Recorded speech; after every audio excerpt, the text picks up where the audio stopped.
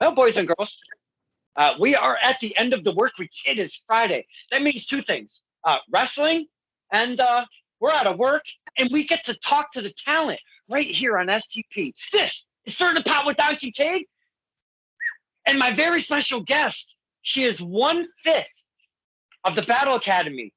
Roar! I did that very correctly for you. She is 1/5 of the Battle Academy. Skylar Gray, welcome to the show. We really appreciate you coming on and talking to us, the fans. Thank you for having me. Thank you for having me for my first ever interview, and it's going to be an honor. Woo! Back-to-back nights. Mr. Jack Dalton, the guy, we had him last night. That was his very first interview. And then tonight, boys and girls, look at this. Back-to-back nights of very first ever interviews. I've always said this on this show. We love first promos, first interviews, first interactions, first recordings of the matches. That's what this show is all about, Skylar. We don't like to go for the stars. We like to go for the stars that are upcoming, that are just being molded at some of our fine training facilities around our area. And that's what I like. That's what Stirring the Pot is all about. We like to get them well before they're hot. And not only that, because it gives us a chance. Now, I know your home base is PAPW. We're going to get into that. But when we're at PAPW, that's a total, wow, that's a total different animal over there, because we're doing the fan wrestler thing. And my goodness, boys and girls, right now, and she's going to probably be mad at me, but that's okay. Right now, we have the second, my second most favorite member of the Battle Academy, because of course, Jake Lynn, my buddy Nick, he's numero uno. I love me some Nick Lynn. But Skylar Gray, boys and girls, if you've never seen her work ever in any promotion, she's starting to spread her wings a little bit. We're going to get into that. You have to, and I mean you have to see some Skylar Gray. Type it up on my page if you would like. Or, we'll figure if she's got a YouTube or whatnot. We'll figure all of that out later on. But look her name up, Skylar Gray. I started it with an A, but it's Skylar Gray, Grey. And look her up and check out the performance. Wow, she really puts everything into what she's doing. And that's what really draws me to all of the Battle Academy collectively. And I know I've been talking for 2 minutes and 42 seconds, and I apologize. But wanted to set this up a little bit because there's a lot of people that are not familiar with Skylar, because she is a brand new up-and-coming talent. She's been around for a little bit. So let's kind of start right there so we can get to know Skylar, if that's okay, because we like to pull back the curtain a little bit. And, I mean, I know you like to yell at me and stuff, and I like to poke fun at you and, and all of that stuff. But I'll give you a little break today. Thank you so much. I appreciate that. Let's kind of start right there. And I know we spoke off of camera, but some of the questions I might throw at you could be generalized, but we just have fun. It's a off the cuff, so the fans get to know you. I only have one brain cell, so just take this roller coaster ride, and we'll have some fun together. Now, I already mentioned that PAPW, Paradise Alley Pro Wrestling, out of East Haven, Connecticut. Fine facility, fine trainers over there. That's your home base. Is that where you've been trained, and is that where you started? Basically, yes, I started there. I didn't get into wrestling until I was like 13, 14-ish. So I did some youth clinics when I was like 13 out in New Jersey. It was called IWF at the time. And I don't think they're still running or now. They went out of business. So that's when I became I drew a little away from wrestling. And it wasn't until 2020 I looked up something more like local near me in Connecticut, and I found out PAPW run by like Roma and Mario Mancini, and then I just began training there and just start my journey from there. Now, that's one of my home bases. I've got some Test of Strength. I've got some PAPW. They're in Connecticut. I'm in Connecticut. Are you based in Connecticut? Is that how you found PAPW? Because it's kind of I'm based like 10 minutes away from the school, North Haven, Connecticut, so like in the New Haven area. So not too far. Oh, so sifting on the interwebs and finding PAPW is kind of like being so close to home, because I've talked to talent, and not just myself, but I've heard many a podcast or whatever where some of the major talent have talked about where they've gotten on a bus and have to go like 3-4 hours one way just to go and train. So you stumbling upon PAPW is kind of, a blessing for yourself to start being an upcoming professional wrestler. Yeah. I would say so. Yeah, I'm pretty fortunate, I would say, just to get in my car and drive 10 minutes. I know the other Battle Academy guys, they have to drive like 45 minutes to get to training on Mondays and Wednesdays. And I know with gas prices going up, it's kind of like a pain in the neck, if I would say. But like, and some guys who live in Massachusetts and stuff, there's not like a lot there, I don't think. So they come to like PAPW on like once a week or something like that. So I would say it's like a blessing for me. It definitely is. Now, I always talk about how difficult, and it's probably, again, and I always say this on probably every interview, and people are probably sick of hearing me say this, but I will repeat it one more time. I feel as a fan and watching wrestling for so many years that to become a professional wrestler, a singles professional wrestler, is one of the hardest things to do in the universe. And I know there's many sports that surround us in our world here, and it really takes a lot to overcome and sacrifices and all of that stuff to become a professional football, basketball, baseball player and such. But professional wrestler, I don't know, man. I think it's even harder. There's many more tools you need in your toolbox to become such professional wrestler. Talk to us, the fans, about that subject right there, because there's so many tools that we talk about on SCP here that it takes to be a singles wrestler. Well, why don't you pick apart a couple of the tools that you're kind of comfortable with now that you might have found a niche for yourself? I mean, obviously, there's more learning. There's always more learning. Well, But yeah, tons of learning. Like you're like always gonna learn. Like there's never not learning. Like every day at training, learning something new. Like every day, every match you have, you learn from that. You grow from that. And I think, yeah, I used to play a lot of sports when I was like younger. And I mean, like a big one was ice hockey, and I still do, like on the side a little bit. But like, and I played D1 ice hockey for a little while. But like all like that, I would say wrestling tops it for the most difficulty. Like learning wrestling, learning the art of pro wrestling, the psychology, the move sets, and all that. It's very difficult. I think the footwork you have to learn to a T, and just all that. I would say it tops that. Like, not like everyone could do it. I would like want to say, but like if you just put your hard work into the dedication, like there'll be a way. It's just everyone has it and some people don't, I would say.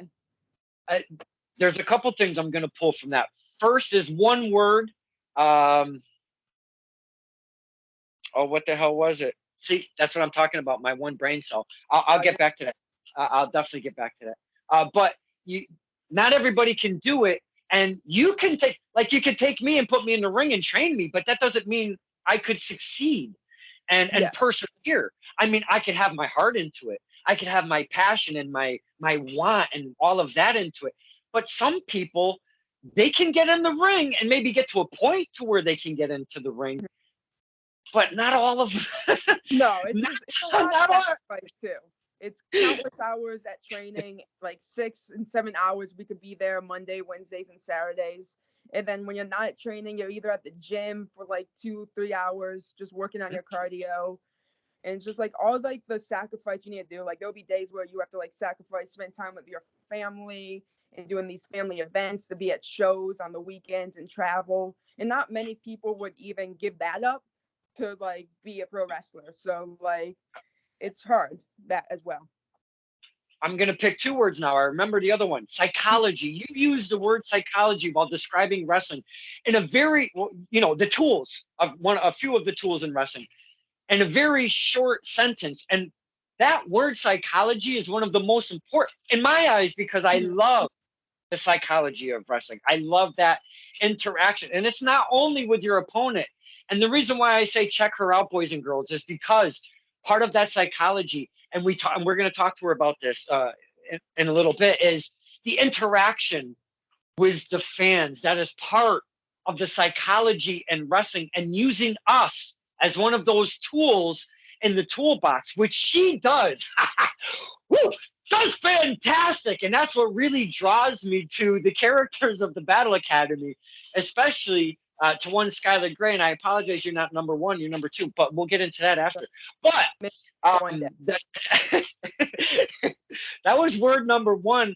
And another word you just used very recently is sacrifice. We talk about that a lot on this show because, again, in sports, there are sacrifices and whatnot and all of that stuff. But when it comes to wrestling, it's still just a little bit different. You have, and I know there are sacrifices in multiple sports, but man, wrestling, it's just different. It really is just different. And I applaud you because you've already seemed to have a mind and a great direction for being a heel, a bad guy in the business, or bad girl, sorry.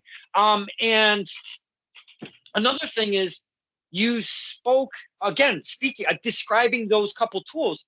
You sound smart already, like you've been, again, well trained. So with that being said, PPW being basically your home base, and the majority of your training so far, especially character. I'm sure character's been a God damn is she a character, boys and girls. I didn't mean to. I mean, I do mean to swear. I got Tourette's.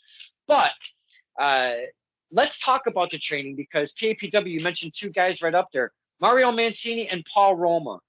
In any order, which way you want to put them, Paul Roma, Mario Mancini, it does not matter because they're both very vital in the running of Paradise Alley Pro Wrestling. Of course, yeah. Talk to us about, let's start with Paul Roma and meeting. Now, just quickly, are you a wrestling fan before getting into all of this? Yes, like I watched wrestling like as a kid and I grew up with it. Like maybe there'll be at times where I drew away from it and like got back into it at times like that. But yeah, right now I wouldn't say I've been watching as much as I would like just because like when you're doing wrestling, many wrestlers would tell you they're not like watching a lot of it. You know what I mean? But like I have been a fan, yes. Okay. The only reason why I bring it up is your younger generation. So are you aware who Paul Roma is when you go walking, and Mario Mancini, when you go walking through these doors? So at first, no, I wasn't aware of it. Until like I looked up the school, I looked into Paul Roma and Mario Mancini, and then I watched some of their matches. And then obviously when you're training there, the stories will keep coming up, and they'll tell you so many. And then you just become like, oh yeah, like I know now.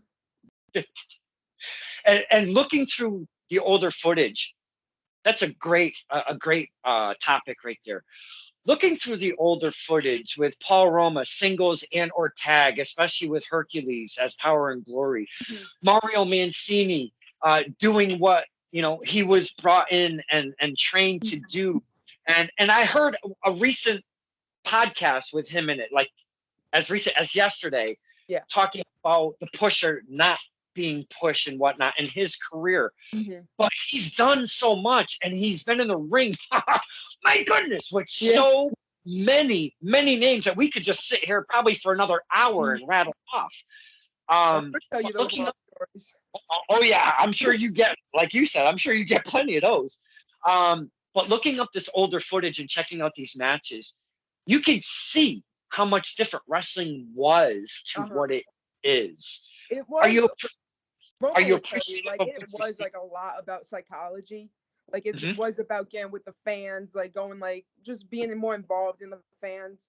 I wouldn't say it like now you see more wrestling as like the flips and the bumps and the crazy matches and all that. But like back then it was like you grab a rest hold and it's just you use that psychology to tell this whole story that the fans become entertained with. And perfect example. I forget his damn opponent. It does slip me again. I got one brain cell, and I just have too many names in my brain. But Roman Reigns, it's a high profile match. It's for his. I don't think he was the undisputed yet. He didn't have both belts at the time, so it was still recent in his career. Like it was this year. I know that for a fact. But this match, it starts off. It's looking at each other. It's Roman Reigns getting out of the ring, having the fans get all pissed off at Roman Reigns because he just got out of the ring and he's taking his own time and I'll start when I want to start. It's getting back in the ring. It's them maybe locking up and getting somebody in a nice tight headlock like you just described right there. And then he's just kind of looking around because the fans are still pissed off at him, and they didn't do much. And I don't know why his opponent slips me right now.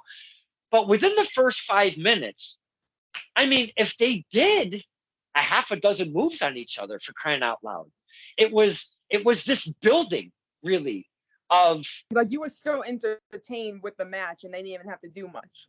So yes, that's like Roma teaches you psychology, and like yeah, he wants you to like be able to get that crowd's reaction, get them entertained by using psychology rather than risking your more like body to do all these like fancy bumps and flips. absolutely. And that's where, and I know I don't. I'm not saying that's how wrestling should be in every match, Yeah. in that progression, because it's a different day, and we've talked Mm-hmm. about the era of wrestling changing in kind of chunks along the timeline. But Mario Mancini, he's a different animal than Paul Roma is. Um, First off, before we even get into what you thought of how Mr. Mancini kind of trained you, and you got started going in that fashion, his laugh. Talk about my talk about Mario Mancini's laugh just for a quick second, if you A could. quick second. Well, it's unique.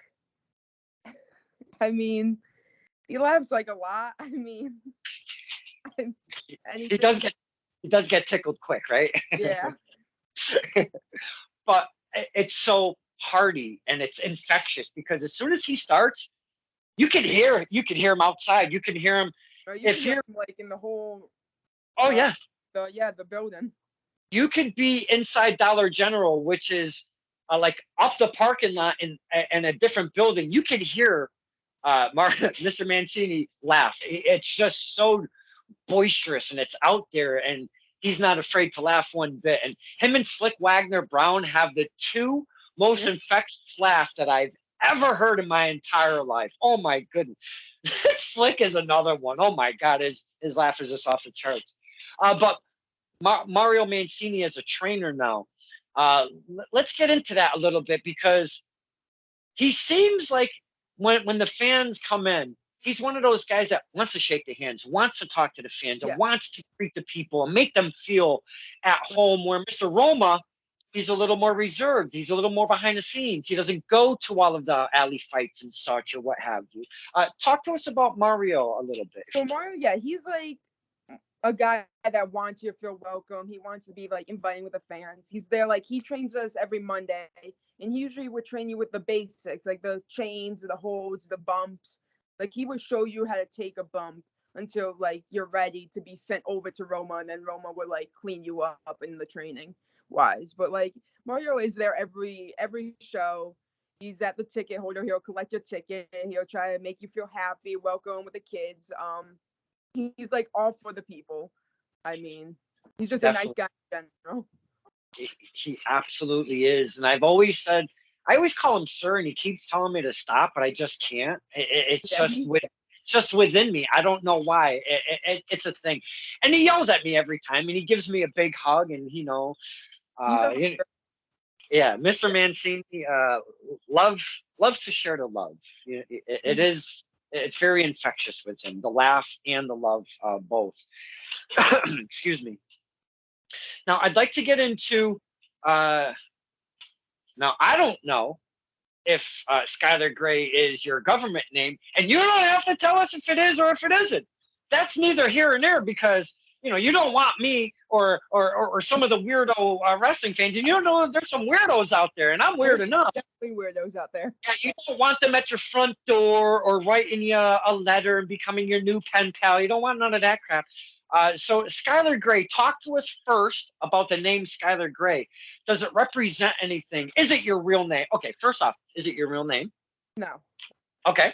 So as Well, I was taught, you as a woman wrestler, because those weird people out there, you never want to use your real name just because you don't want a stalker coming to your house. But excellent advice, because it is not my real name. Honestly, there's really nothing behind it. I mean, like we played with the first name a little bit. It was like Scarlet and like a lot of like the S's I was throwing out there. But I kept the last name just because I watched Grey's Anatomy a lot growing up, but like that Grey kind of like stuck there. So I kind of want you to like use that last name. And then like Chris and I were like coming up with names. when we first like he put together the Battle Academy, and he just like threw in like Skylar out there, and I guess went with it. So it was, and I love, see, these are the stories that we would never get, boys and girls, at the merch tables and stuff. That's why we love to sit down with the talent, because now what you're telling us is the name kind of came about, and I love to pull these things out, is it was a collaboration of, love that right there. Love that so much, because that's part of that.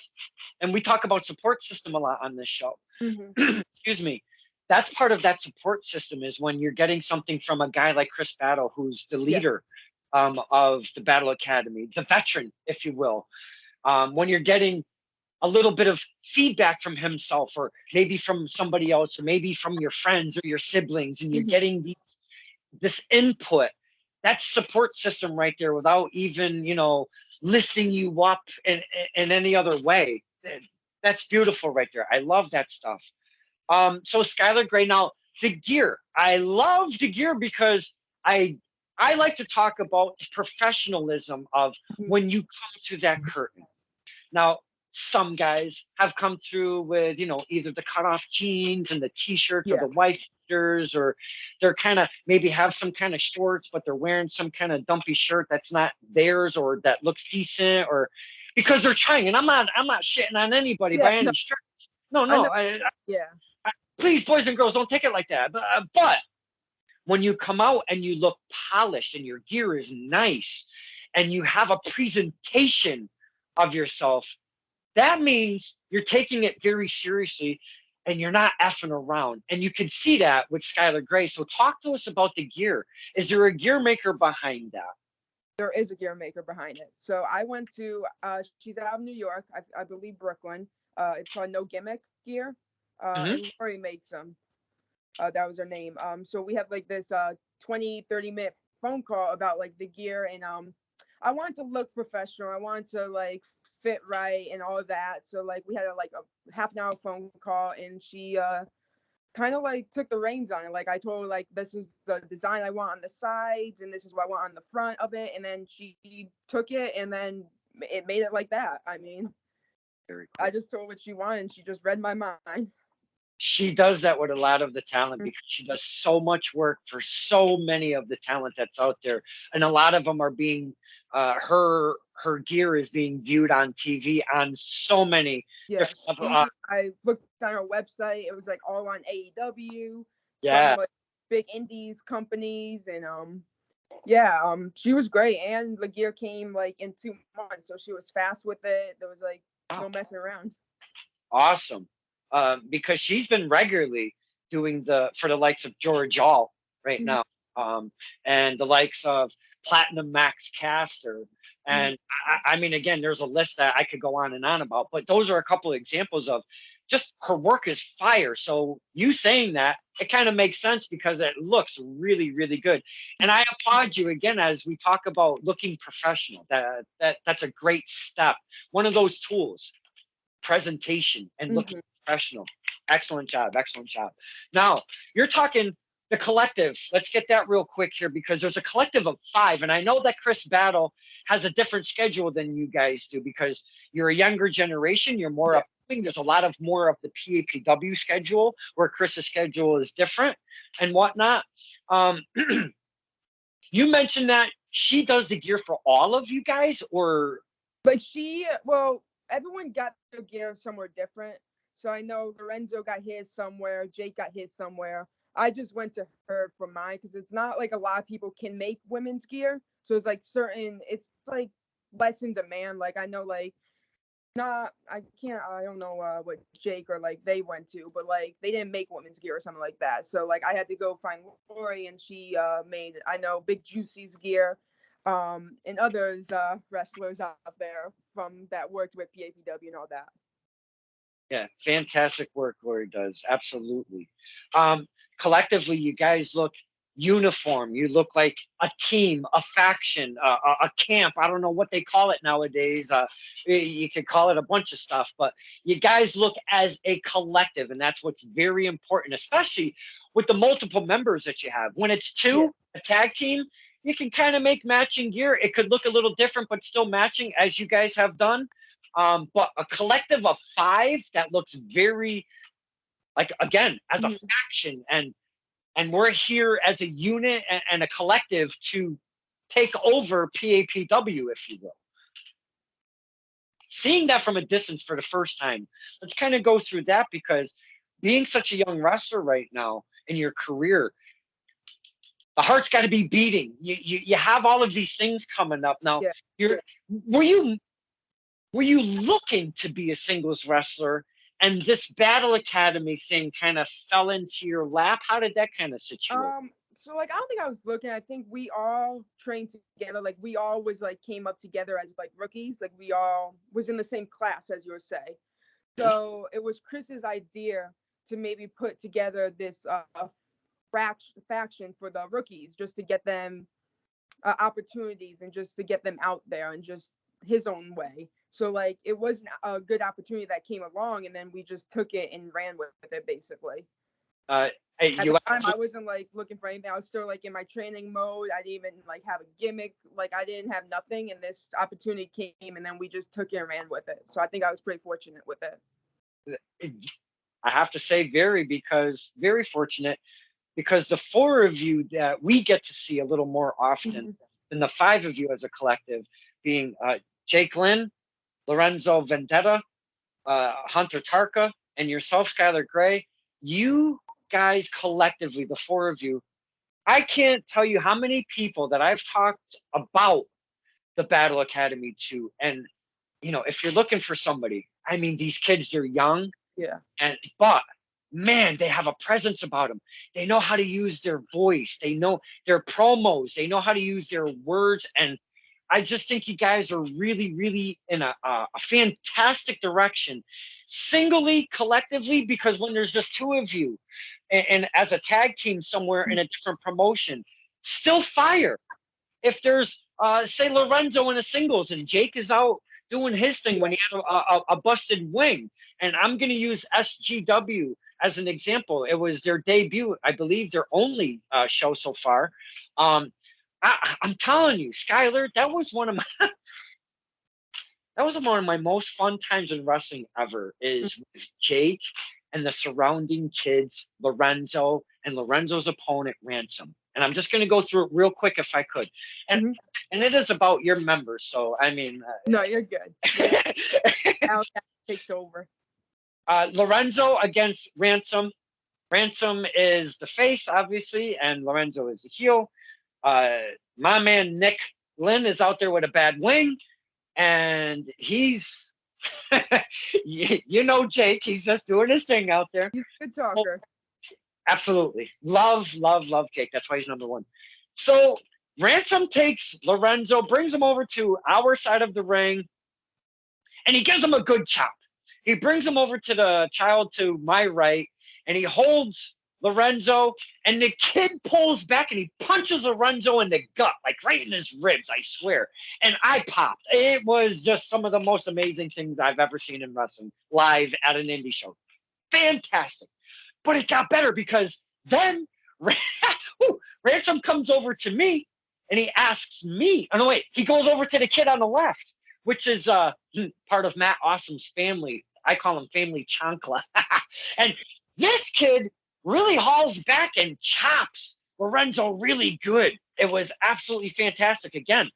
Then Ransom brings Lorenzo over to myself, and I get to chop him.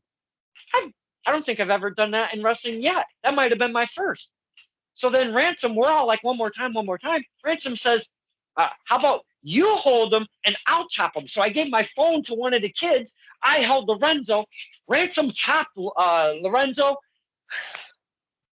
Skylar, fucking money, period. Those 2 words. And I'm sorry if you didn't want me to drop an F-bomb, but I mean, we could drop that. It just really, it's the kids, it's the interactions, it's being vocal, it's just taking us on that ride and using circles back to that word psychology, and just all of it right there for, I don't know, that might have been not even 2 minutes. It couldn't have. it feels like it was a lifetime just talking about it and thinking back, but it was probably a minute and a half's worth of time. But it's something that I will never, ever forget in wrestling. It's one of those memories that are branded.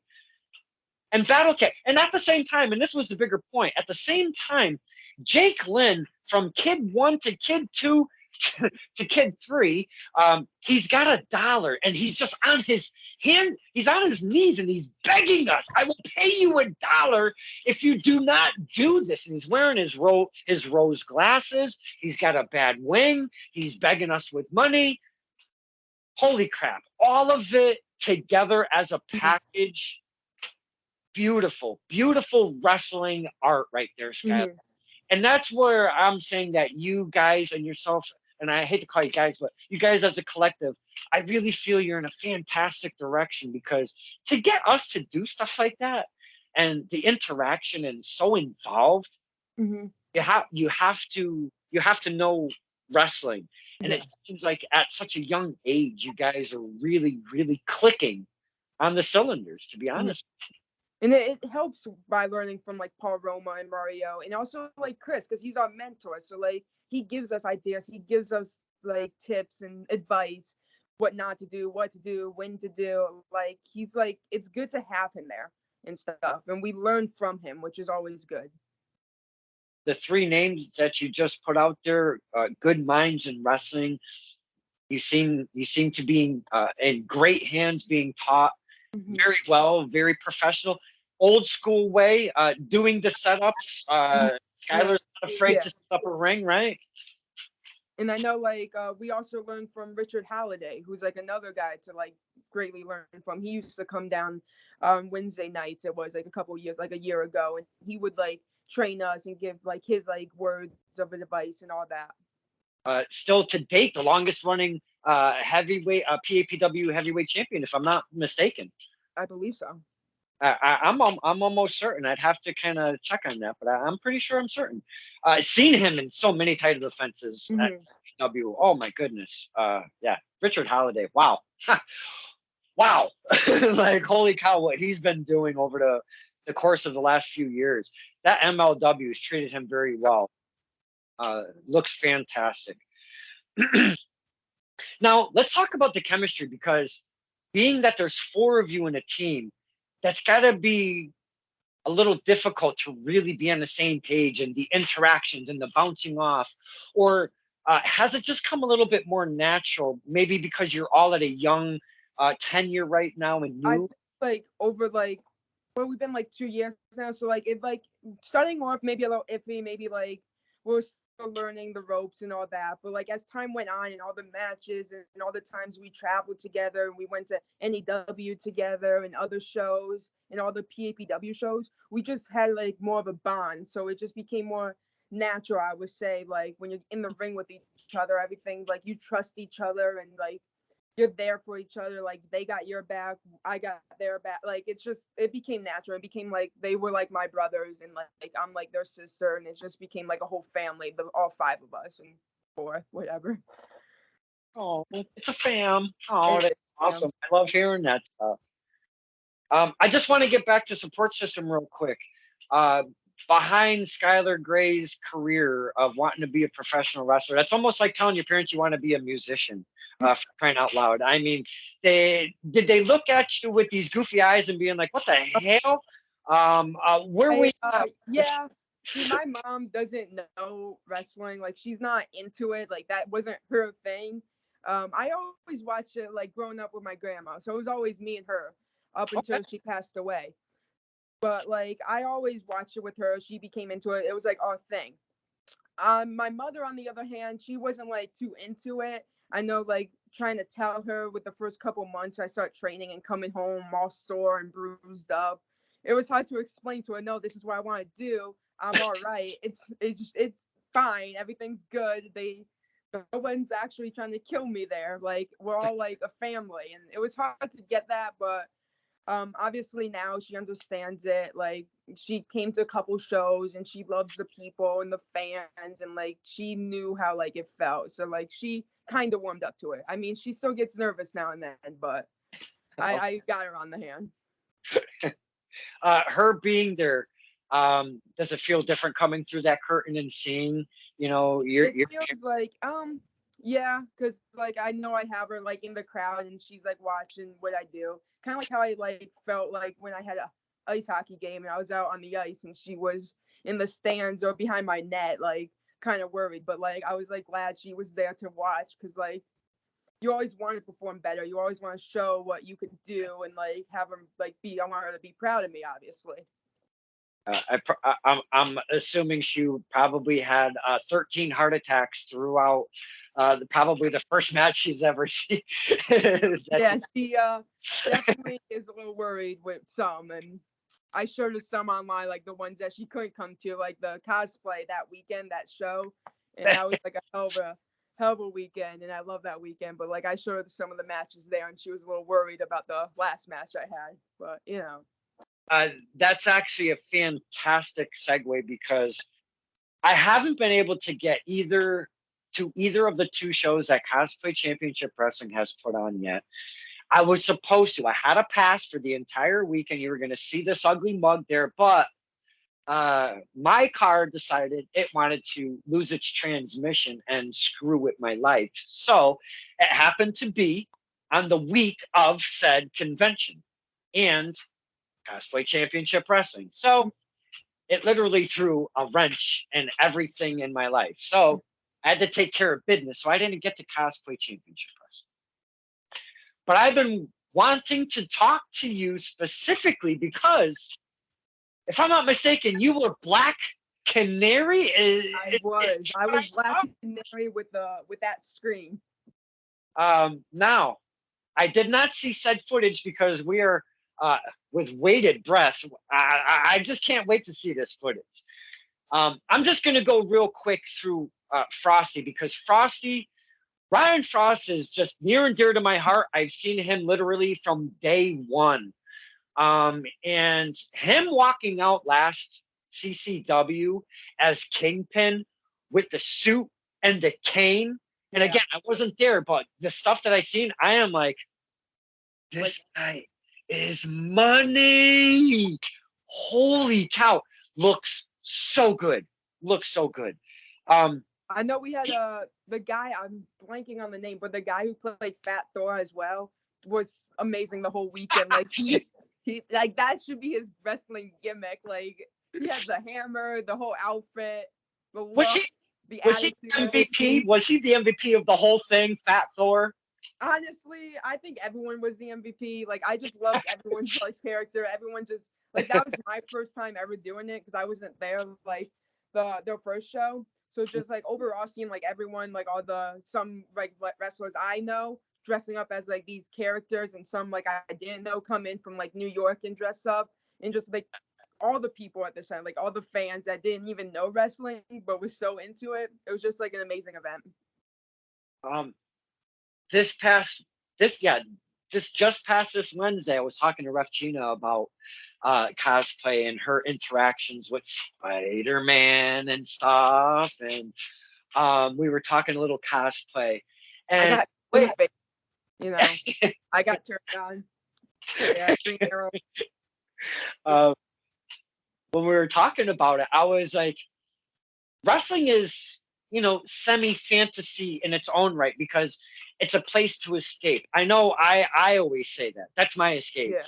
So like these matches that they did, like it wasn't so much of the wrestling because the fans or like the people that was watching it barely knew wrestling. So like any move you did, they were like ooh and ah. But like they wanted to see like your character as that. So they want to see Spider-Man do the flips and the backwards thing, and they want to see Thor away his hammer and knock everyone down.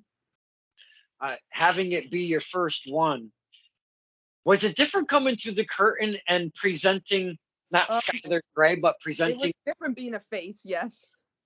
Oh, and that. Oh, okay. Different face. So it's different. Like everyone's cheering you, and just that psychology of trying to be a face and stuff. You're not like I'm not yelling at the fans or anything. But it did kind of feel the first day felt a little different, and then it just kind of grew on me. And it just by Sunday, it just like I love this. This was fun. It looks so much fun, and you guys really had a nice crowd that were Hmm. surrounding you. The characters just looked phenomenal, from the Black Canary to the evil Luigi's, and the Fat Thors and Kingpin, and holy cow, there was so many more. Yeah. But you guys really, really look like you can almost let go a little bit more. It's got to be a little bit looser because, like you're Yeah. saying, it's wrestling, but it's more of the characters. Hmm. Look, oh, oh my goodness, I can't.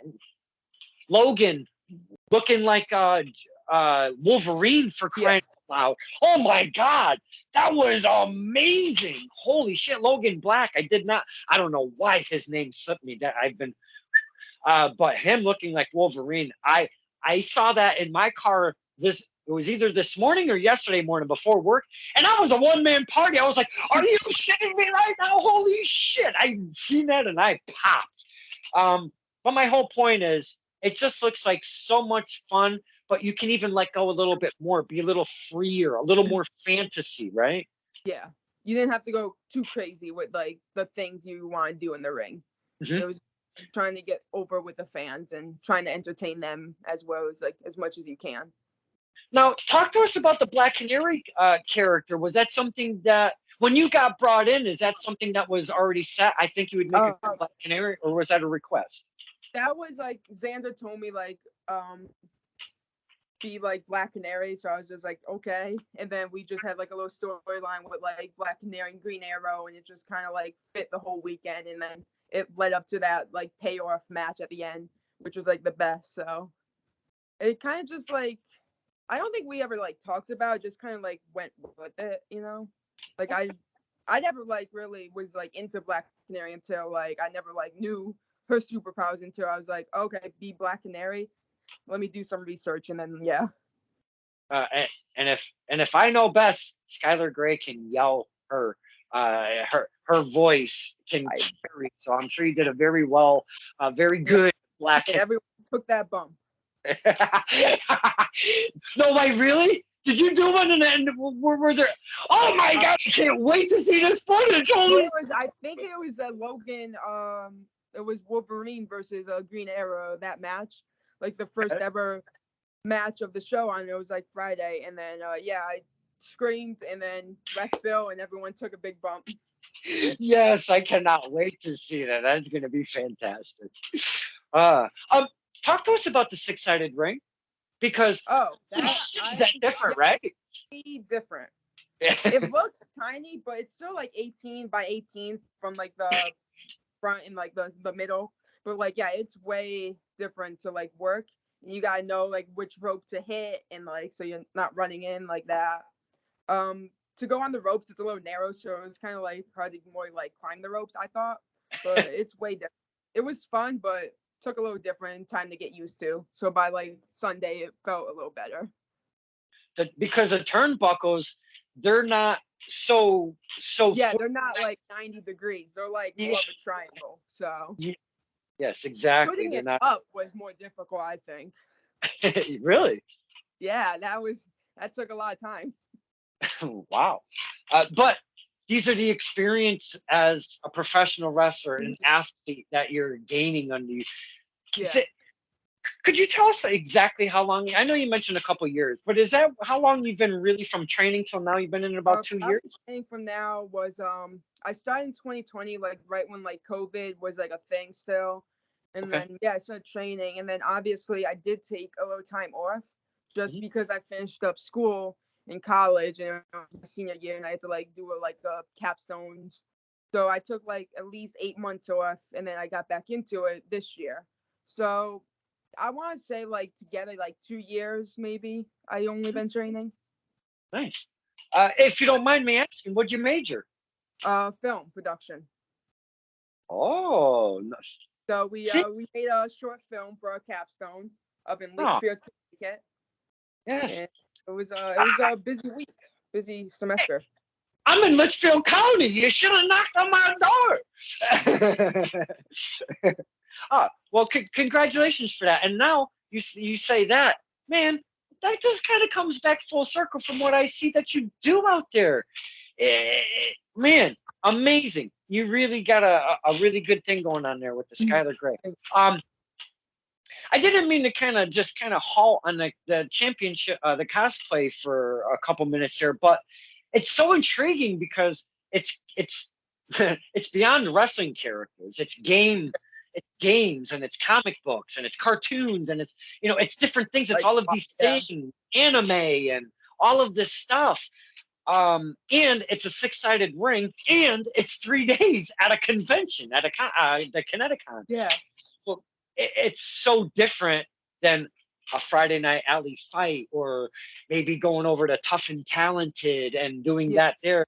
It's just out of the norm from wrestling, is all, It was out of the norm, but like honestly, I like loved it. Like I wish I could do that like every single week, like going up to Hartford for like a 3-day weekend and just wrestling and walking around the con after you're done wrestling.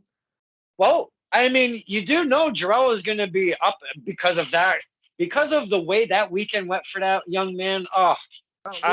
Yeah, it's another success probably next year. Man, that filled my heart when I was seeing some of those pictures and the love he was giving out and all of that. Oh, love to see that. And then his company grow, like Tetsu Pro is up and coming, so that's going to be another good promotion, like with Rising Stars and all that. Absolutely. He gave you Black Canary. If you were to have a choice for next CCW, I'll stay with Black Canary. Really? Do you kind of like Black Canary? Like I don't know. I like wearing like the whole outfit. I like being that character. Everyone seemed to love it at the convention center. So like, I don't think I would change it. I would just like be that. That just felt natural to me. Wow, that's not what I expected. I did not expect that. But that's great though, because you promoter gives you a job. Mm-hmm. Take that job. You ran with it. Your peers ran with it as well by taking the bump with the scream. The crowd was about it. You did it for a 3-day weekend because there was one show Friday. One show Friday, 2 Saturday, 2 shows. Yeah. And then 1 Sunday, correct? Mm-hmm. So that 3-day weekend, you really got into that character and really presented it in your way, and having like a storyline, having that like Green Arrow with the Black Canary storyline helped as well, just to like get the crowd on your side. That like our Sunday match, he got like good heat, and like it just helped the match be entertaining. Like my first "This Is Awesome" chant, which like that was pretty cool. Yes. All right. Yes. That was like the funnest like match I ever like had, I think. Oh man. Boys and girls, did you expect this conversation to go like this between me? I'm a nice person when I want to be. Wow. Yeah. That's very flip side. I'm not going to be all coming up to you at the PAPW and whatnot shows and being all like, hey, Skylar. No. No, don't do that, boys and girls. She will scratch your face right off. Let's talk about taking on that heel role, because when I've asked the question, what's easier or what do you prefer? Because a lot of the wrestlers, like you've already had to do in your career, sometimes you have to get out of the role that you're already doing. Obviously, you prefer, it seems like, the heel portion of the program, or I could be wrong. What do you prefer? I actually do prefer the heel. So like when I'm in that ring and like I step out through those curtains, that persona like takes over, the heel comes out, like all that. I just like love that. I don't know why. I guess I'm always being that person, but and then like back through the locker room, just be myself. But like I always just love to be a heel. I thought like a face was so much more difficult, honestly, just to get the fans to love you, because it's hard to get someone to like you by just doing certain moves and just saying like cheers. It's more easier to get someone to hate you by like yelling at them or telling them to shut up. Mm-hmm. And with what you're describing right there, it's like there are some of the younger talents that will come through the curtain and maybe give an arm raise or something, they'll get in the ring, and to get us behind them, they'll be like, "Come on, guys," kind of a generic kind of thing. So Yeah. it's almost they don't have a direction where they could grab us and take us with them. Yeah, they Where be able to bring that emotion, like when a heel, and that's honestly on the heel too, because a heel needs to beat a face down so bad where you get sympathy for the face, so you like feel for them and you want them to win and you're on their side, and that's just more hard to do. Honestly, it's just more hard to get the sympathy from the crowd. I just love when Skylar Grey is all up in any guy's face that is any remotely taller than she is. It's amazing.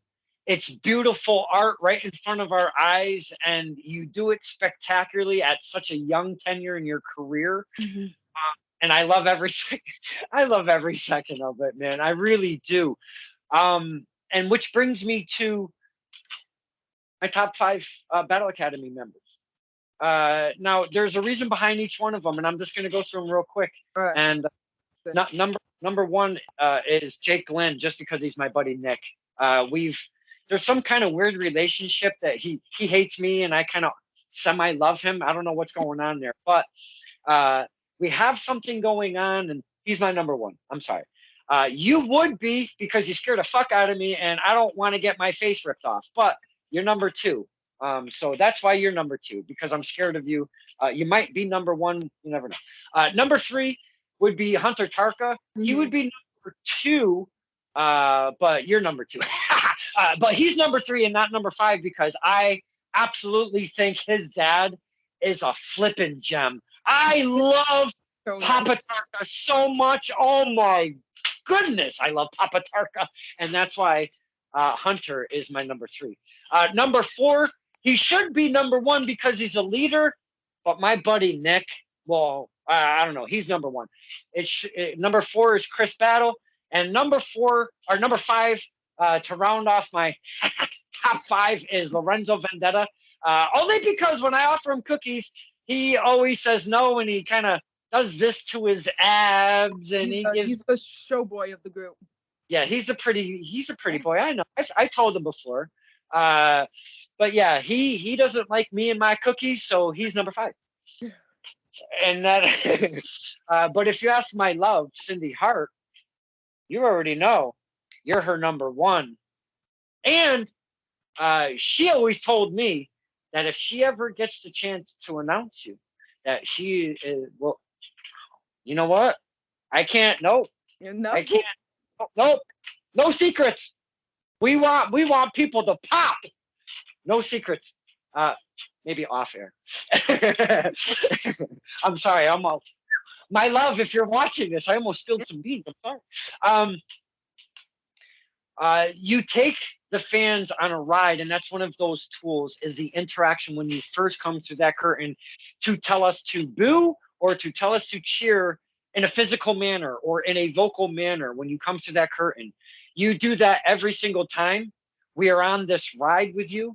And how hard was it for Skylar to start connecting and getting that flow with the fans? I would say it was more awkward in the beginning, just to be able to, like, I don't know, yell at the fans. But like what Roma will always tell you is, what do you like? What would make you want to like hit this person in the ring? So do that to these fans and just get them to hate you as a heel. She yells at everyone, and I do mean everyone, boys and girls. She yells at everyone. I'm going to stress that word, to sit down when they're already sitting in my way. I mean, right. When she tells me to sit down, and you're not sitting down. I 10 out of 10 times, I'm probably standing up. Yes. One of my most favorite things ever. I love that to pieces. Excuse me. Skylar, your home base is PAPW. Mm-hmm. We've seen you go to the likes of, obviously, we were just talking about Cosplay Championship Wrestling. Mm-hmm. What other promotions have you kind of got your foot in? I went with Lorenzo to TOS. I mentioned with his big 6-man kind of match, tough and talented.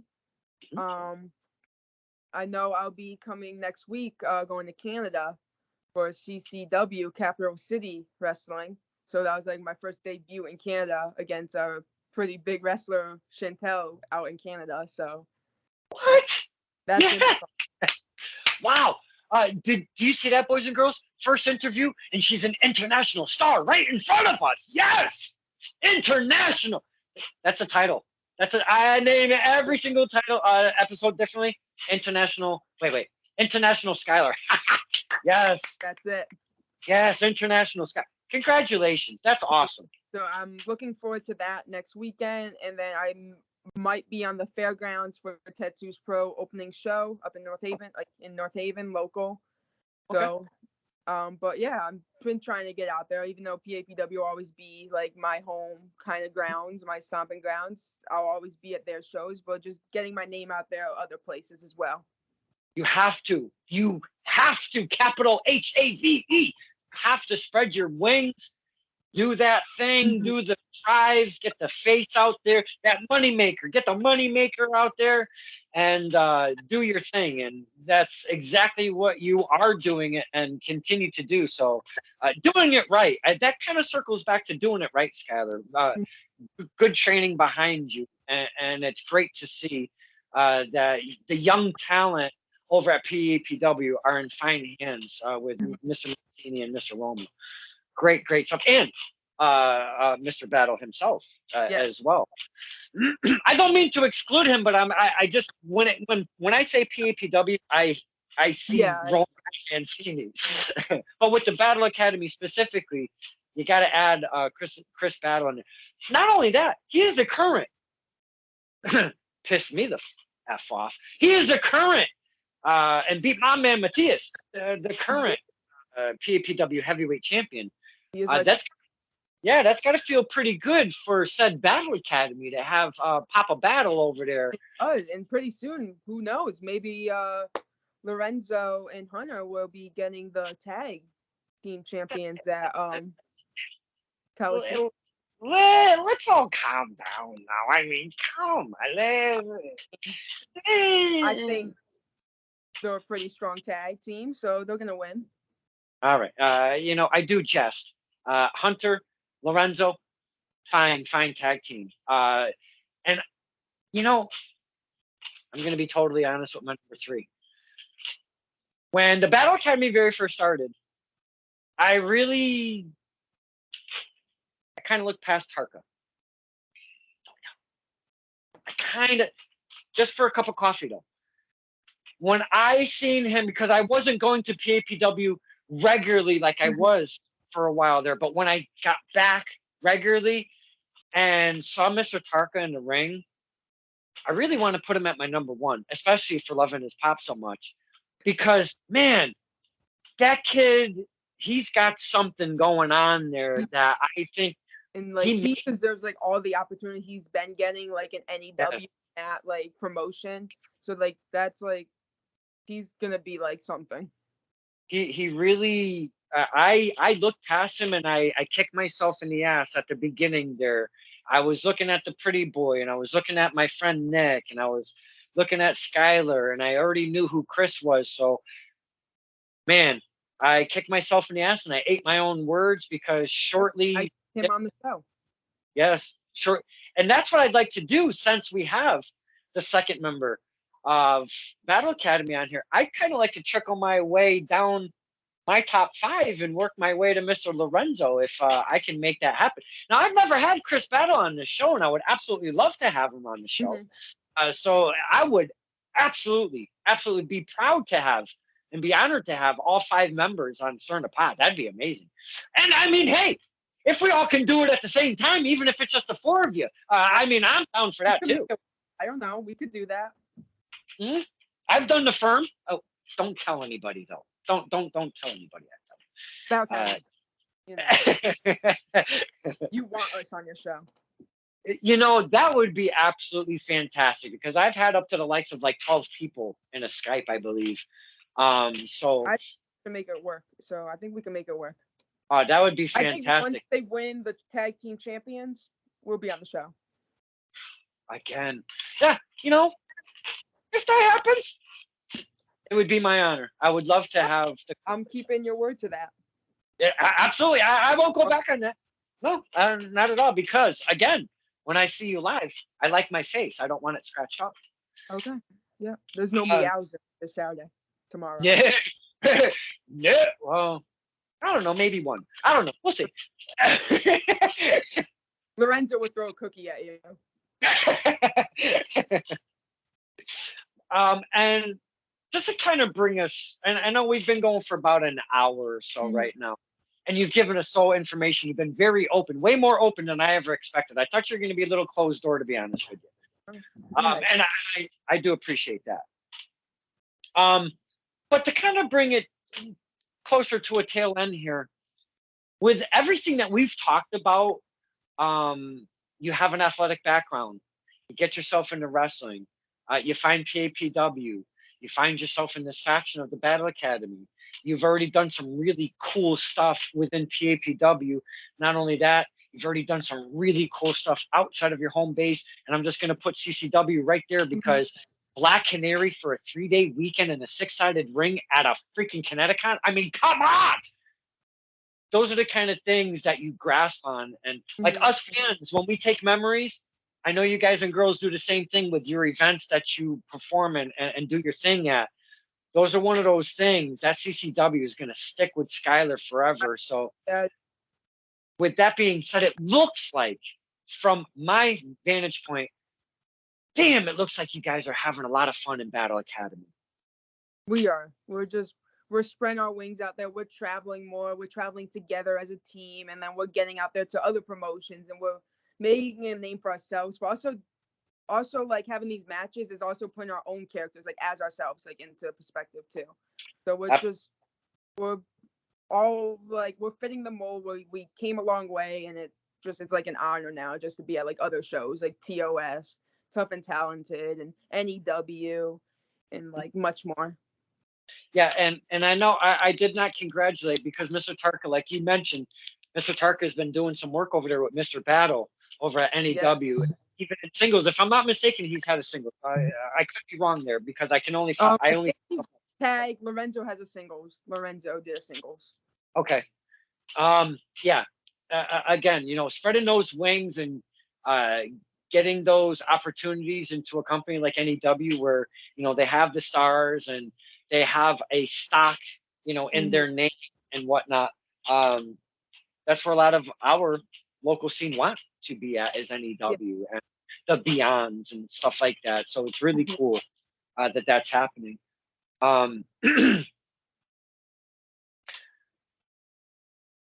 Being in the independent scene, basically like the minor, the minor league up to the big leagues, if you will.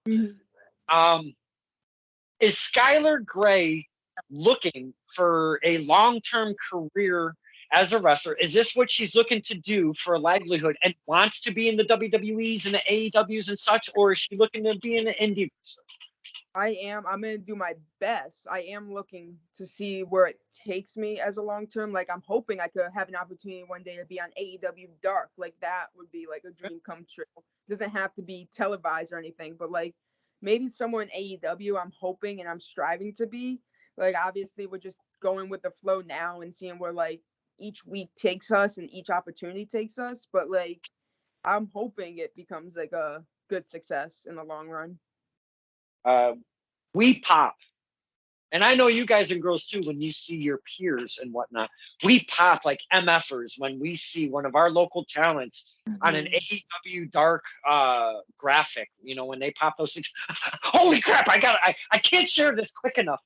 It's those kind of things. So, that's a good feeling, when you get, and I know it's not, a guaranteed contract and there's nothing waiting for you. No, but it's just something to say you've done. Yeah. Yes, it's a possibility. Like that would make everything worth it. Just saying like, oh, you got to wrestle for AEW in front of all these people. Yes. Like, and you go backstage and you shake hands with guys of like this big name. It's just kind of amazing, I think, and probably surreal for like the guys who got to do that, like Lucas Chase and I know Brett Goslin and then the Waves and Curls and all them. Yeah. it's just so amazing with that platform being able to have a door where the indies can come in and shine. And like you said, it doesn't have to be televised because we watch it. We watch it anyways because we're junkies. But but when we see this, it's just like, wow, that is so cool. And again, sometimes you make the returns, sometimes you don't. Maybe, like a guy like George Jall, he went to AW Dark, and MFer, he was like right there. They signed him right up. They pulled him right in because, I mean, look at the guy. I mean, holy cow. And he's got a good mind for it. Got a great physique. He's probably one of the nicest humans I've ever met in my entire life, I swear. Excuse me. But yeah, I mean, that's a great goal to be on those platforms, and because that just means you're serious. That's the way you present yourself, the way you come out the curtain, the goals that you have. That just means you're serious. And you're not half-assing it, and you're not just doing it on the weekends to have a couple of your friends check it out or whatever. Now, I do want to bring this to an end, because if we talk every single thing, then we won't get to have a return of Skylar Gray. And then when we do have a return, the whole Battle Academy. Yeah, we can have the Academy, and we can have I don't know. We can have tons of fun. We'll see how that goes. Bring the fun. Maybe not Mr. Tarka. I've never seen him smile, like, ever. Oh, he smiles. Oh, I don't know. He might have around you. I don't know. There's a before I let you go. There's a beautiful picture that is just near and dear to my heart, and it's branded. It's almost like somebody took a brand and just put it right in my brain. It's a picture from Caesar. Love me some Caesar Vasquez over at PAPW. Smooth Lens Photography. Check them out, boys and girls. Smooth Lens with a Z. Smooth Lens Photography. Look him up. He goes to a bunch of different promotions, and he does all of the PAPW Friday Night Alley fights, and I believe some of their bigger shows. Great guy, great photographer. A lot of shows. He has a picture of, I'll set it up real quick. I had some cookies, and I believe Hunter took said package of cookies. Well, but there was two. Eat it in the show. No. He did not. He was very angry that I had the cookies there. And there was 2 cookies, I remember specifically. But as he was walking away, I reached under my seat and I had a brand spanking new package of cookies. I stood up and I announced it so loud and proud that I had me another package of cookies. The fans, first off, lost their absolute minds. They were loving every second of it. Tarka turned around and he put up his arm and he was yelling a bunch of junk at me, and I was just in the distance laughing at him. And from Mr. Tarka's back vantage point, Caesar took a picture of me from a distance with my cookies held up and laughing my ass off. I absolutely love that picture. Oh my God, I love that. He's good at getting all the action. I get those pictures. But yes, you do not need to bring the cookies to the show. I do. It's to share with the fans and make new friends. That's just creepy. No, really. And I've spread so much love, and I've met so many new friends at PAPW. I do it without cookies. Every show you make like a lot of new, like any show you go to, you make new friends. Like I said, in general, like I go to like the Tough in Town, like you meet new people, meet new wrestlers, and it's just pretty fun. Like I love it, like intermissions, and like you get to go interact with some of the fans. Absolutely, and that's the thing about me and wrestling. We love the wrestlers. That's why we go to see, because we can't do that. We want to see the people that can, so that's why we go. But I love to not just intermingle with the wrestlers. I love to just intermingle with everybody, the fans, the wrestlers, getting the fans that maybe have never met said wrestler and they're just a tad shy. I go, just grab the back of my shirt and I will chug them right over and I will give a full-blown introduction. I did that with a couple of my sisters, Laura and Dawn, at American Rana 2019 for Beyond at Foxwoods. And they have they had this room. I called it Merch Alley, and it was just this long ass room, and it was where everybody was. They were kind of timid to meet some of the stars that were over there. Not this guy. Blah blah blah blah blah blah blah blah. Meet my beautiful sisters, and I would give them introductions, and we had a hell of a time. I'm not afraid to talk to people. My dad kind of hates that most of the time, but because he doesn't like the spot. But I just like to have fun and bringing the fans and the wrestlers together. Pre-show, intermission, post-show, it really don't matter. Just that vibe, Skylar, I absolutely just love. That's my jam, if you will. I think that's also what makes like what wrestlers like love it, like just being able to like take a picture with one of the fans and one of the little kids. It just makes like the match at the end of the night worth it, and like everything else. Absolutely. I have found there's so much love in the world, the business, the communities of wrestling, and it goes far reaches as well. It's a beautiful, wrestling is beautiful. It is what it is. Skylar, you've spent way more time here with me than I expected. We are at 1 hour, 11 minutes. I thought you were going to hang up on me about 17 minutes deep. So thank you for not You doing didn't that. give me out, so I think I let it slide. and really, I really do appreciate you coming on and allowing me, because I am a fucking jackass at the shows, and I like to have fun, and I do this and that. But I really do. I truly appreciate, and I'm honored and privileged that you came on SCP on your first interview. That means so much to me, and I really do appreciate it. This has been fun. I'm so glad. Yeah. And again, I write nothing down, so we just went here, there, and everywhere. So is there anything that I haven't touched upon that maybe you had prepped or had in your mind that you wanted to speak to the fans, or a story or anything that you wanted to speak on that I haven't brought out of you yet? I mean, not yet. I think you brought out a lot. Right. I think you did good interviewing, and like we took some questions out of like the reach and we brought it back together, and it just went with the flow. I think we talked about a lot in CC, the cosplay championship wrestling, a lot what I'm gonna be doing, like other shows like Canada, and like this Saturday the new tag team champs are gonna be there, and But are you gonna be? Are you gonna be at Coliseum with the Academy? I might be there, telling you to sit down and shut up. Oh, well, my love, Cindy Hart, she's a ring announcer. She's making her debut there. Maybe I'll stay home if you're going to be there. I'm not really sure. I mean, you scared the fuck out of me with these shows and stuff. But anywho, good luck to Battle Academy at the CCW. Wait, Coliseum Championship. See, that's what I'm saying. Coliseum Championship Wrestling. Yeah, it's a lot. Good luck to those cats, and they have some tag teams to go against. Again, last night I had Mr. Dalton, Doug Guy. He's got his tag team partner Zach Gibbs, so that should be interesting. We'll see where that goes.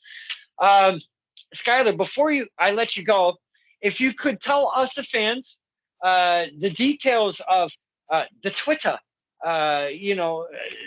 the Facebooks, whatever social medias where we can reach you, check you out, YouTube, look at some footage, or whatever you got going on, please give us those details.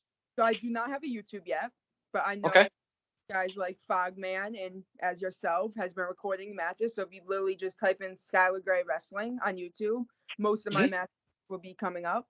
And then my Instagram is where I post things of what up and coming shows I'll be on and up and coming things, and just sharing a lot. Is my Insta is _ Skylar Gray with an E in Gray, and then _. And then also my Facebook, if you just type in Skylar Gray, it'll have my picture on it, and then All right. Thank you for those, because nowadays without those details, the fans can't check you out. The fans can't find you. The fans can't see the footage. We can't discover new talent without the social medias. So I appreciate that information. Again, before we leave here, collectively, Jake Lynn, Skylar Gray, Hunter Tarka, Chris Battle, and Lorenzo Vendetta, collectively known as the Battle Academy. You guys are doing fantastic. I love all the work you're doing. And kudos to the Battle Academy, but this is the only place I'll ever say that. No, you'll say it tomorrow too. Oh, nah, we'll see. Skylar, great. It's been a fantastic time sitting, getting to know you. You were open and talked to the fans, and I really do appreciate time. With all of that being said, Thank you. Oh, I'm sorry. Oh, thank you. Thank you for having me. Absolutely. With all of that said, boys and girls, this is Stir in the Pot with Don Kincaid and my very special guest, 1/5, my second favorite member, Skylar Gray from the Battle Academy.